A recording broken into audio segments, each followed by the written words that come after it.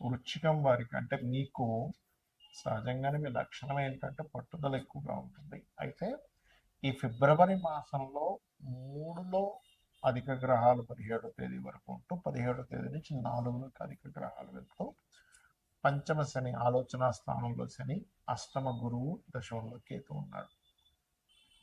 ఈ యొక్క గ్రహస్థితిని అనుసరించి మీకు ఎటువంటి ఫలితాలు జరగనున్నాయి, ఏ దేవతా ఆరాధన చేసుకోవాలి, ముఖ్యంగా ఎటువంటి విషయాల్లో ఎటువంటి నిర్ణయాలు తీసుకోవాలి అనేటువంటి అంశాలు చెప్తుంది నేనైనప్పటికీ చెప్పిస్తుంది సాక్షాత్ లలిత అమ్మవారిగా భావిస్తూ, ప్రధానంగా ఇక్కడ వృశ్చికానికి 3లో ఉండేటువంటి గ్రహాలు ఏం చేయనున్నాయి అని చెప్పి చూసుకున్నట్లయితే 3లో ఎప్పుడైతే అధిక గ్రహాలు ఉంటాయో ఉన్న ప్రదేశం నుంచి మారేటువంటి యోగాన్ని కలిగింపజేస్తున్నాయి.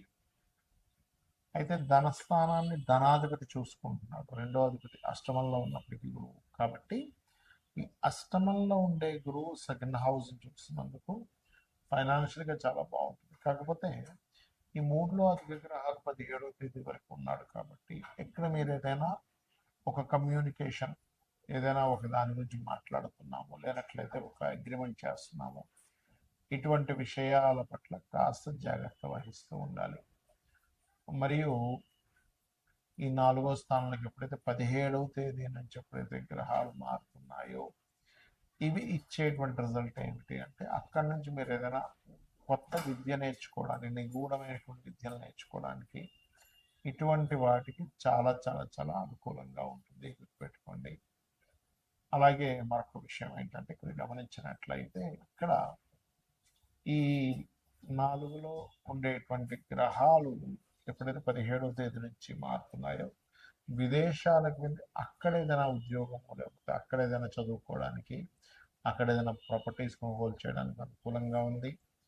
మరియు ఈ జీవిత భాగస్వామికి కూడా, ఎందుకంటే సప్తమ స్థానాలు దశమంలో అధిక గ్రహాలు ఉన్నాయి కాబట్టి మీ పార్ట్నర్కి ఉద్యోగ అవకాశాలు రావడం చాలా అనుకూలంగా ఉంది. కాబట్టి మీరు ఉద్యోగ సంబంధించిన విషయంలో ఆది మంగళవారం ఎటువంటి నిర్ణయాలు తీసుకోకండి.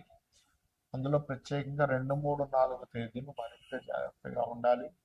ఇక మీరు ముఖ్యంగా పంచమంలో శని ఉన్నందుకు కొన్ని విషయాల్లో నిర్ణయాలు తీసుకునేటువంటి విషయంలో ఆలస్యం చేయడం వల్ల ఇబ్బంది వస్తూ ఉంటుంది. కాబట్టి ఈ విషయంలో జాగ్రత్తగా ఉండండి. ఇక మీరు చేయవలసినటువంటి దేవతారాధన కూడా కాలభైరవ అష్టకము, దక్షిణామూర్తి యొక్క స్తోత్ర పఠనం చేయండి, అన్ని విధాలా బాగుంటుంది. ఇటు నుంచి వెళ్ళిపోండి, అయిపోయింది. చాలా మంది గోచార ఫలితాలతో పాటు జన్మజాతకం చూపించుకుంటే అసలు ఎటువంటి విషయాలు తెలుస్తాయని నన్ను చాలా మంది అడుగుతున్నారు. దానికి నేను మీకు ఒక క్లారిటీ ఇస్తాను. మొట్టమొదటిగా మనకి జన్మజాతకం అనేటువంటిది ఎలా ఏర్పడుతుంది,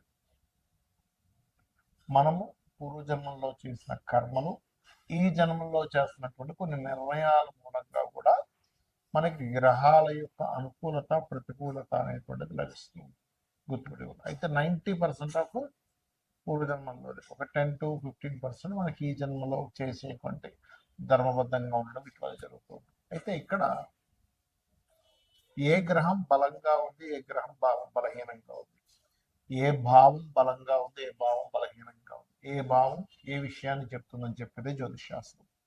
అంటే దీనివల్ల మనకేమిటి అంటే చూడండి, మన బాడీలో, మన శరీరంలో ఫలానా వైటమిన్స్ తగ్గాయి అని తెలుసుకున్నాక ఏం చేస్తాం, వైటమిన్స్కి కోసం సమ్ టాబ్లెట్స్ తీసుకోవడం, పిల్స్ తీసుకోవడము, లేకపోతే ఫలానా ఫుడ్ తీసుకోవడము, ఫలానా ఫుడ్ ఆపడము చేస్తూ ఉంటాం కదా. ఎందుకు? శరీరం బాగుండడానికి. అలాగే మన జన్మజాతకంలో ఉండేటువంటి యోగాలను పరిశీలన చేసి ఏ భావం బలంగా ఉంది, బలహీనంగా ఉంది. ఉదాహరణకి వాళ్ళు శారీరకంగా బలహీనంగా ఉన్నారంటే లగ్న భావం బలహీనంగా ఉందని అర్థం.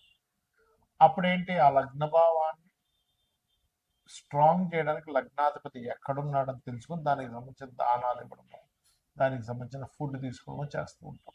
అలాగే ధనం ఎంత మనం ప్రయత్నం చేస్తున్నా ఇవాళ రేపు సొసైటీలో ఇబ్బంది పడుతుంది ఏదైనా ఉంటే ధనం కోసమే ముఖ్యంగా. దాని తర్వాత రోగ శత్రువుల కోసం ఇబ్బంది పడుతూ ఉంటారు.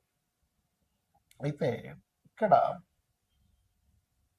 ఈ ధనాధిపతి ఎక్కడున్నాడు అనేది ముఖ్యంగా తెలుసుకోగలగాలి. ధనాధిపతి కనుక బాగున్నట్లయితే, చాలా మంది చూడండి పెద్దగా ఏం చదువుకోలేదండి, కానీ ఏంటో ఆటోమేటిక్గా డబ్బులు వచ్చేస్తున్నాయి ఆయనకి, ఆ వ్యాపారం పెట్టాడు ఈ వ్యాపారం పెట్టాడు అనుకుంటారు. అంటే చదువుతో సంబంధం లేకుండా ధనం వస్తూ ఉంటుంది కొంతమంది. మరి కొంతమందికి అసలు ఆయన పెద్ద పని చేసే అవసరం ఉండదు. ముత్తాతలు ఆ, రకరకాల ప్రాపర్టీస్ కొని ఉంటారు, వాటి రెంట్స్ వస్తూ ఉంటాయి. ఏమిట్రా ఇది అనిపిస్తుంది. అదంతా పూర్వజన్మ కర్మ. అయితే ప్రతి మనిషి కూడా వాళ్ళ రెండవ అధిపతి ఎలా ఉన్నాడో చూసుకోవాలి. రెండవ స్థానాధిపతి కనుక బలహీనంగా ఉంటే వాళ్ళు ఎన్ని ప్రయత్నాలు చేస్తున్నా ధన విషయంలో పాపం వెనకబడుతూనే ఉంటారు. ఆ ఒక్క చిన్న లిటిగేషన్, అంటే చిన్న ఎగ్జాంపుల్ చెప్తా చూడండి. ఒక వ్యక్తికి ఇక్కడ క్లాట్ ఏర్పడింది అనుకుందాం. ఈ చెయ్యి కాలు తిమ్మిరి అయి పెరాలసిస్ వచ్చింది, సంథింగ్ ఆగిపోయింది. మీరు దీనికి మీరు ఎంత చేస్తున్నా సరే మీకు సెట్ కాదు అంత ఈజీగా. క్లాట్ ఎక్కడ ఏర్పడిందో అది కరగాలి. అది కరిగితే రక్త ప్రసరణ అయితే, దాని వేవ్స్ కనెక్ట్ అయితే బాడీ మన బుర్రలో ఉన్నటువంటి మెదడులో ఉన్నటువంటివి ఏవైతే ఉన్నాయో అవి కనెక్ట్ అయితే అవి ఖచ్చితంగా ఆటోమేటిక్గా వాళ్ళకి సెట్ అయిపోతుంది.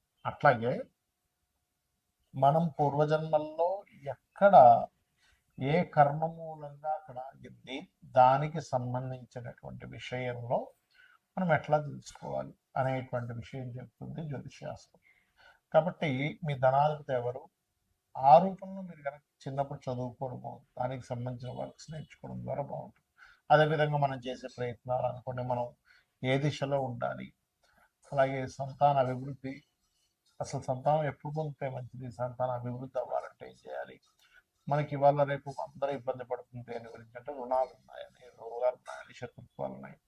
ఇవి అసలు ఎందుకు ఏర్పడుతున్నాయి, మనం ఏ కర్మ వల్ల వీళ్ళందరూ ఏర్పడ్డారు మన చుట్టూ, అలాగే వివాహం అసలు ఎప్పుడు చేసుకుంటే మంచిది, ఇలాగా అనేకమైన విషయాలు. అంటే ప్రొఫెషన్లో ఎందుకు ఎదగలేకపోతున్నాం, ప్రొఫెషన్లో ఎక్కువ చేంజ్ అయితే మంచిదా, విదేశాలకు వెళ్ళుంటే మంచిదా, లేనట్లయితే ఇన్వెస్ట్మెంట్స్ ఎప్పుడు చేస్తే మంచిది, ఇలా ఒకటి రెండని కాదు, అనేకమైనటువంటి అంశాలు. రత్నం గురించి కానివ్వండి, మనం తెలియక ఏం చేస్తాం అంటే ఏదో రత్నం పెట్టేసుకుంటాం. అలా కాకుండా స్పెసిఫిక్గా మీకు ఫలానా రత్నం వల్ల కొంత సపోర్ట్ లభిస్తుంది. ఒక విషయం చెప్తాను, రత్నం పెట్టేసుకోగానే వెంటనే కోటీశ్వరుడు అయిపోతారు అనేది పూర్తిగా అబద్ధం. కొంత మీకు సపోర్టివ్గా ఉంటుంది. ఎలా అంటే ఒక మనిషి చూడండి డిప్రెషన్లో ఉన్నప్పుడు ఒక ఫ్రెండ్ వచ్చే ఎందుకు ఏమవుతుంది ఇంకా అని ఒక చిన్న ఒక మాట మనకు తెలియని ఒక గుండె ధైర్యాన్ని ఎలా ఇస్తుందో, సేమ్ యాజ్ ఇట్ ఈజ్ మీరు ఏదైతే రత్నాన్ని ధరిస్తారో ఆ రత్నము కూడా మీరు ఏదైతే స్పెసిఫిక్గా ఫలానా గ్రహం బాగుంది అన్నప్పుడే ధరించాలి. అదర్వైజ్ మీరు రత్నం అవాయిడ్ చేసేసి చక్కగా రుద్రాక్షం లేకపోతే మీ ఇష్టదైవం యొక్క రూపైనా ధరించవచ్చు.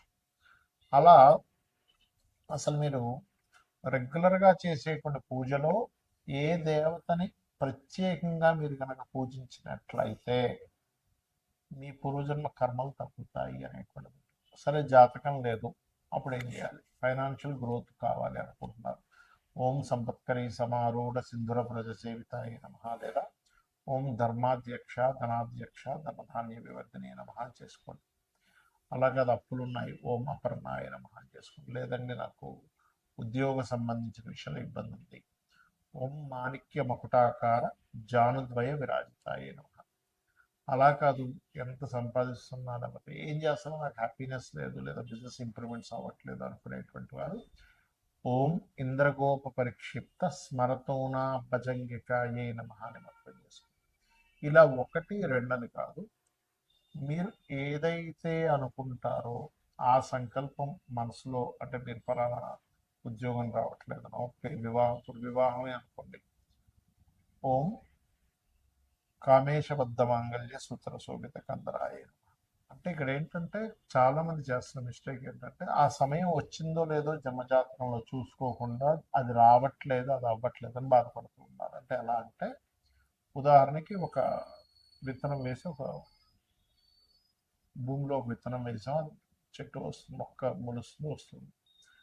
మొలుస్తున్నప్పటి నుంచే మనం చూస్తూ ఏమిటి కదా ఇంకా పళ్ళు రావట్లేదు పుష్పాలు రావట్లేదు అంటే అట్లా.